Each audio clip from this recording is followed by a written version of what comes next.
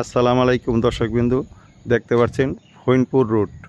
দেখেন এখনও অনেক কাজ বাকি। ফইনপুরের সামনে যে কথানি কাজ হয়েছে, ফইনপুরের থেকে শেখানগর পর্যন্ত এখনও কোনো কাজ হয় নাই। দেখেন পুরাটাই এখন থেকে বাকি।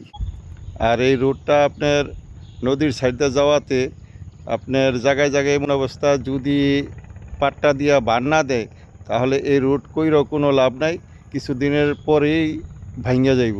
কারণ এই রোডটা একবারে নদীর সাইড দিয়েই গেছে। আপনাদেরকে নদীটা দেখাচ্ছি। এই যে দেখেন, একবারে রোডের পাশ দিয়ে আপনার একেবারে নদী। দেখেন এটাই ফইনপুরের দিক। দেখেন ফইনপুরের রোডটা আপনাদেরকে কিছুটা হলেও আমি দেখালাম, সামনে আবার আপনাদেরকে দেখাবো। ভালো থাকেন, লাইক কমেন্ট শেয়ার করবেন। রোডের পাশ দিয়েই নদী, এই দেখতে পাচ্ছেন ট্রলারগুলা এই নদী দিয়ে যাচ্ছে। অনেক মানুষ হাঁটছে, আমিও হাঁটছি।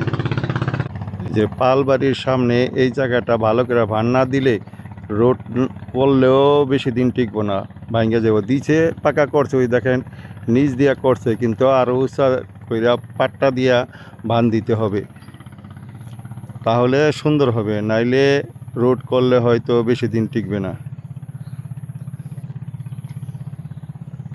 আমার অনুরোধ থাকবে, এই সাইডের রোডের কাজটা যারাই করেন এই জায়গাটা অন্তত খেয়াল রাখতে হবে। ভালো করে কাজ না করলে এইখানে রোড বেশি দিন টিকবে না।